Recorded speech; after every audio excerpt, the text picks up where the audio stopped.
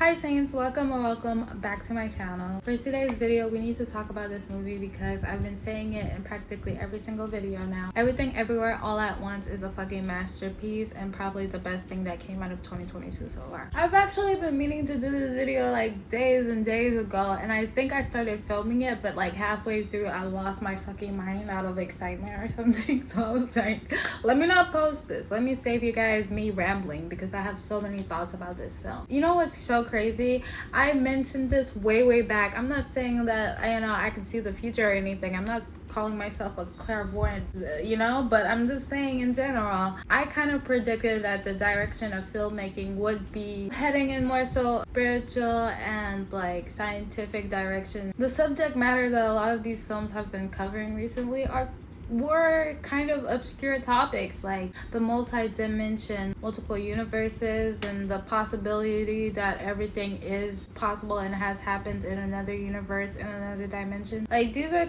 subject matters that not a lot of people have been covering until like very recently. I feel very special that I knew that. You want a cookie? Anyways, I'm not going to go too much in spoiler territory. I always mention this, but I genuinely feel like no matter what a person has to say about a film, every single person should take a look at it for themselves, despite whatever critics may say or whatever reviews are floating out on the internet. Whether it's good or bad, whether the reviews are excellent or horrible, you should always take a look at something for yourself. This film, lucky for us, has terrific reviews, all kind of more or less saying the same thing, how it's wacky and zany and absolutely wild, but at its core, at its center, it's still a beautiful masterpiece. It's just absolutely incredible. The experience is truly mind-blowing. You know how a lot of reviews, like when they're doing trailers, they'll put like a critic's review and be like, oh, this person said it's a mind-blowing experience. Oh, so good. Well, this film is honestly that. For the first time, I could say like some of these critics got it right on the nail, right on the money, because it's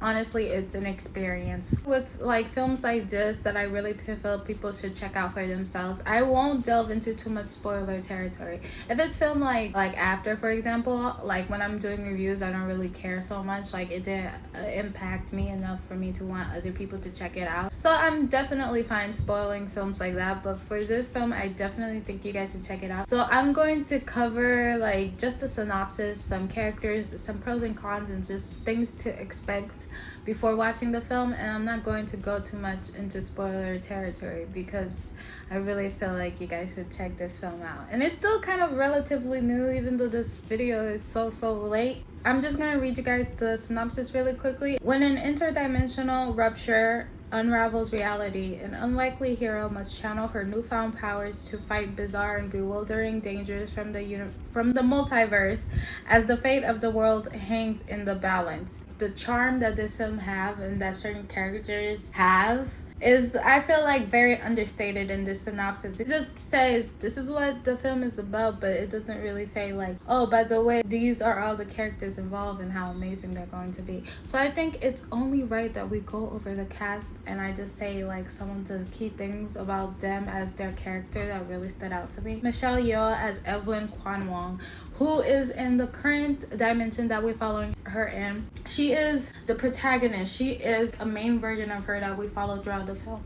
And the main version of her is an incredible disappointment. She feels like everything she has done in her life has been very mediocre and subpar. She doesn't feel accomplished at all. She's kind of just like stuck in this, what she feels like, this boring marriage and this boring life and this boring routine. She doesn't really have much excitement going on for her. She's her own worst enemy, and that she feels like she's the person that kind of backed herself in that corner. The way she portrayed Evelyn, it's just like you can't get mad at her. Like, even when certain occasions you just feel like, oh my god, if she would have handled this situation better, it would have been 10 times better. But she's true to herself the entire film, and she learns throughout the entire film. There's like two lessons in this film. There's like a lesson of learning about the multiverse and learning learning about other possibilities that she could have had, other lives she could have lived. We're in the dimension where she doesn't know about these things, so we're learning it along with her. So she's learning that lesson. At the same time, she's learning a very profound lesson about love and like how you should treat your loved ones, and like the things that you think you don't approve of your loved ones. There's a reason why you always end up back with them, that you always care for them this much no matter how you feel they've let you down. She learns to bond with her daughter and also see that the things that she thinks makes her husband not perfect or whatever, like his giddy happiness, his like overall optimism about life, because she's like a very cynical person kind of. She sees that these are qualities about him that makes him absolutely amazing, that makes him stronger than he actually is. She played that character to a T. I have to give her so much props, because clearly we know that, like, you know how there's one scene and she has to seamlessly go from being in this dimension to another dimension with the same expression. Like, the way she carries that out is so beautiful. She's a really great actress, and I don't know if she had a stunt double for a lot of these scenes, but she absolutely nailed it. Her emotions were just so incredibly fluid. You could tell she really cared about this film. Her acting is just absolutely incredible. Can I just say, in the beginning of the film, they start for like 10 or maybe 5 to 10, 7 to 10 minutes of just Korean or Chinese, hold on, I think it's Korean. There was just it was Chinese, straight Chinese dialogue mixed in with English, and they had the subtitles at the bottom. I love that, because I feel like if you're going to make a protagonist, their family, a certain ethnicity, you should do so wholeheartedly. You should showcase them speaking their native tongue in their home. You shouldn't have to feel like you have to make it easier for the audience, because if we're truly gonna be immersed by her, like literally they immerse you into the film in the first 10 minutes. So I feel like that was a very amazing thing, and I think it's mostly because of the directors. The directors are Daniel Kwan and Daniel I can't pronounce his last name, but those two, they really did really good. Next we have Kyu Hwan, who plays Waymond Wang, her husband. He plays multiple characters as well. He plays other versions of himself as well in this film. But for the main part, in most of the multiverse, he's always her husband. There's two main guys that we follow. There's a version of him that knows about jumping into different bodies in your multiverse and acquiring their skill. And then there's another version of him who's naive to it all and just is in a fun-loving relationship, thinks he's in a fun-loving relationship with his wife, and is debating the possibility of divorce because he feels like she hasn't been happy. At the same time, he's still just a very optimistic and kind and joyful person. It's so great because when he switches between the two characters that he's supposed to play, similar to in Moonlight, you know how Moonlight is my favorite Marvel character of all time right now. The way he seamlessly changes his mannerisms and just like his cadence when he talks and the way he walks, he has more confidence when he's the version of himself that is knowledgeable about the multiverse. So it's just the way he can seamlessly do that. I have to give him so much props because he absolutely nailed it on the head. Next we have Stephanie Hsu, who plays Joy Wang, their daughter, and she is the reason why there's a conflict in this film. A metaphor that's going to be used that I feel like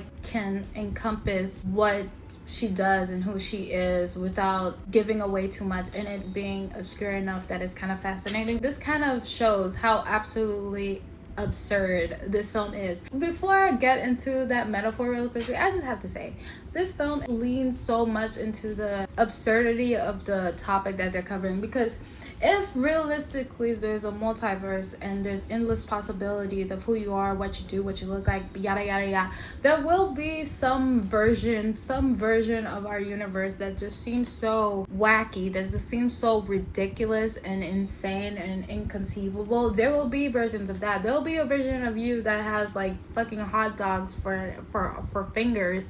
There's gonna be a version of you that is controlled by raccoons. Like, it's just so fascinating because like they lean into it all the way. They don't dip their toe. They say, you know what, this is what's going on, but it's not in a way that feels spoofy or like too comical. It's leaned into it in a way that feels so serious to the topic. Like, this is a real thing that's going on. It feels very intentional, you know what I mean? Even the weirdest versions of herself feels intentional, and that's how it should feel. If you're going to make a film about something crazy, just lean into it. Basically, her daughter kind of comes up with this metaphor where she decided to put everything on a bagel, all of her memories, her skills, everything she's acquired over the years, and every possibility of herself and every version of herself in the entire multiverse. So she knows every possibility, everything that could happen. She has every skill in the universe. She is the final boss of final bosses.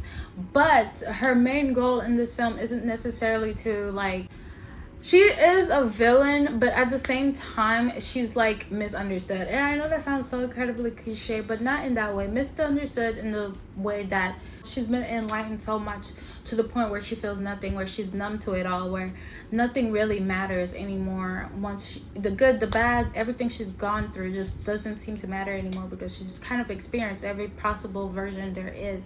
So it's like, what else is there? If there's nothing left, it's just all you can hope for, all you can want is to have peace. And her version of peace is, you know, going bye-bye, going night-night, but she doesn't want to be alone and knowing that this is an experience that she had, you know? She's a villain, but in the same way that you could sympathize with her. She plays her daughter very well and the villain very well. The confidence she has. She is so devious in a way that's very humorous and almost seductive, and she has like these incredible outfit changes. She looked amazing throughout it all. She killed it. Honestly, she ate this film up. Oh my god. We need to talk about this character because she killed it as well. Jamie Lee Curtis plays an accountant. Basically, Evelyn Wang, our protagonist, she owns a washer, dry cleaner, basically. And in this film, there's an accountant. You guys probably saw her in the trailer. But let me tell you, the trailer does not do her justice. The way she plays this character so incredibly creepily. And I'm gonna say this, and I don't know if it's necessarily that much of a spoiler, but there's just one scene where she's in the accountant's office and she's kind of just now realizing a couple things, and she's conversating with the accountant, and then her body shifts into another multiverse, another universe, wherein this accountant is following her daughter, and her daughter has kind of established her own cult. Everybody's following her because she's managed to become so knowledgeable that she knows every possibility. She knows everything. She is literally King the Conqueror. Like, in some way, like, it sounds weird to make this comparison, because first of all, I think this film, even though it covers the same subject matter as a lot of Marvel films, is leagues ahead in a way. It has its own lane when dealing with the multiverse. It's very unique and beautiful and incredible and amazing, and I just can't talk about it enough. She's literally King the Conqueror. She knows everything. She's established her own cult of followers that kind of like follow in everything she does. Jamie Lee Curtis plays an accountant in another multiverse that kind of is, she shifts in and out between being a regular accountant and someone who's knowledgeable about the multiverse, knowledgeable about her daughter being, you know, all-knowing, and is following her and is set out to try to destroy Evelyn because there's a prophecy, or there's some telling that this version of Evelyn is going to be the version that saves the world, despite her being an incredible disappointment to all, in her opinion. Jamie Lee Curtis at one point plays a henchwoman in the fact that she's trying to go after Evelyn, and it's so creepy because there's one scene where she's walking down the hallway and Evelyn is looking at her. She's not entirely sure if this version of Jamie Lee Curtis is the one that's trying to fucking kill her, or if that's the version of her that's just regular and normal. So she's so incredibly, like, and the way she looks, and she's coming closer and closer and closer, is so creepy, and she has this hunchback, and she looked incredibly big and scary. I was like, oh my god, I fucking love this movie. The visuals are so incredible. Like, if you watch this film on anything, you know what I mean, you might feel overstimulated. But if you watch it first regularly and then you know what to expect, and then you watch it again on it, the difference is just so amazing. But in every instance, you still feel that tingle going down your spine, that I feel like I'm literally in this film. Like, it feels so beautiful, so amazing, and it looks absolutely stunning. It's ridiculous at moments, but the ridiculousness is great. It's hilarious, actually, some of the stuff that actually happens, and it's honestly a beautiful film. It's pretty long, but in my opinion, I didn't have a single minute where I didn't enjoy myself or didn't find it to be amazing. There's of course this guy that plays her grandpa as well. There's Gong Gong who plays her grandpa, and he's great too. He has an unexpected role in this film. I thought he was going to be kind of one-dimensional, or her grandpa to represent the traditional nature of basically the themes that this film is covering. But honestly, he has his shining moments, especially towards the second half of the film. You know how the title Everything Everywhere All at Once sounds a little bit convoluted? Oh, is it meant to be a joke? Kind of like, oh, the woman across from the street, across from the girl in the mirror, like that kind of thing. I'm pretty sure I said it right. Like, it sounds spoofy, but Everything Everywhere All at Once is broken up in 3 parts that cover specifically that thing. So the title is not nonsensical. It has its purpose, just like everything else in this film. Even though this film, the subject matter is, you know, really out there, at its core, at its basis, is all about human emotions. Like, no matter what your film is about, if the main characters are human with human emotions and human experiences, then of course there's going to be something that's grounds it in this beautiful lesson, this very beautiful journey that is honestly really cool. I feel like everybody can have a coming of age story, no matter how young or old you are.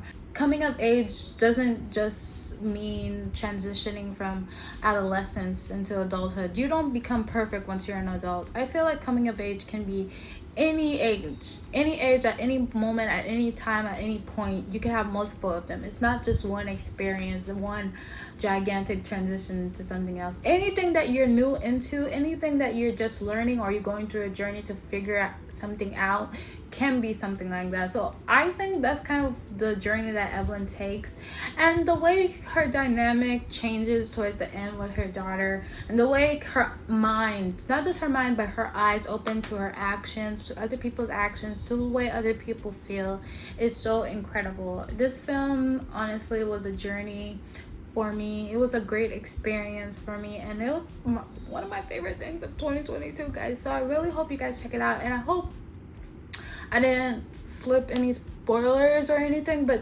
this film is 2 hours and 30 minutes long. Like, I didn't say anything really. I scratched the surface as to what you're going to experience. So I hope you guys enjoyed it. I hope you guys take a look at it for yourself, and then let me know what you guys thought, because I'm very, very curious as to what other people got out of it. Anyways, guys, that's it for today's video.